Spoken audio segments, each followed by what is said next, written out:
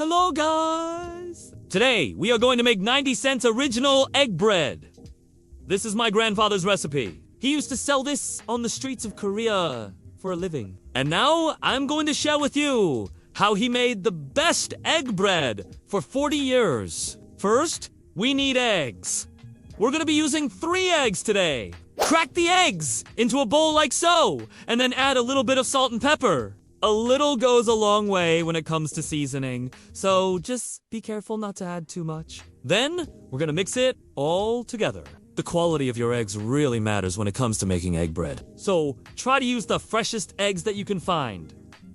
Next, we need milk.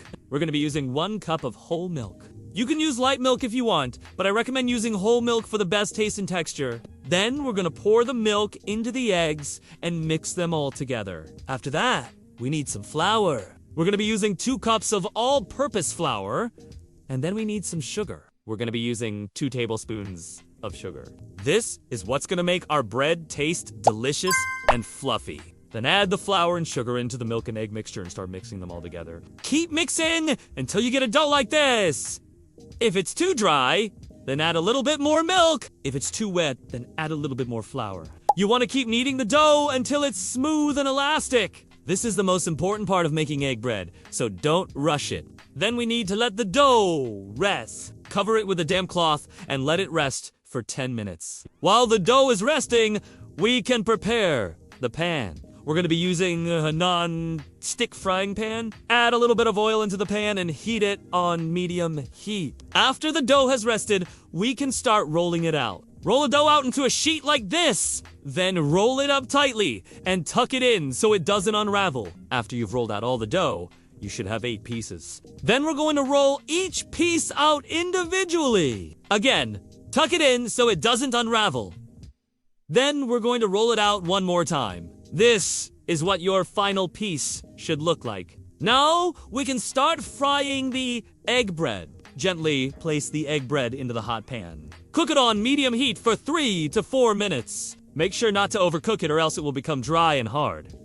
We want it to be golden brown and nice and fluffy. When it's done, we're going to take it out and place it on a wire rack to cool down. While the egg bread is cooling down, we can make the sauce. To make the sauce, we need mayonnaise. We're going to be using 1/3 cup of mayonnaise. Then we need some ketchup. We're going to be using 2 tablespoons of ketchup. These 2 ingredients go really well together. And they make a great base for our sauce. Then we need some sugar. We're going to be using 1 tablespoon of sugar. This is going to add a nice sweet and tangy flavor to the sauce. Then we need some garlic. We're going to be using 2 cloves of garlic. Garlic adds a nice pungent flavor to the sauce. And lastly, we need some black vinegar. We're going to be using 1 tablespoon of black vinegar. This is what's going to give the sauce its unique flavor. Mix all the ingredients together and you should have a sauce that looks like this. Once the egg bread has cooled down, we can start assembling the sandwich. Spread some sauce on top of the egg bread. Be generous with the sauce, but also make sure not to overdo it. We don't want the sauce to drip down our mouth. Then place 1 slice of cheese on top of the sauce. We're going to be using cheddar cheese, but you can use whatever type of cheese that you like. Then place 1 slice of bacon on top of the cheese. Bacon adds a nice salty and smoky flavor to the sandwich. Then place 1 leaf of lettuce on top of the bacon. Lettuce adds a nice fresh and crunchy flavor to the sandwich. And lastly, place 1 tomato slice on top of the lettuce. Tomato adds a nice, juicy, and flavorful to the sandwich. And there you have it. That's how you make a 0.9 original egg bread. This is my grandfather's famous recipe that he used to sell on the streets of Korea for a living. Now, you can make it at home for just 90 cents per serving. Give it a try, and let me know what you think. Thanks for watching, and see you next time.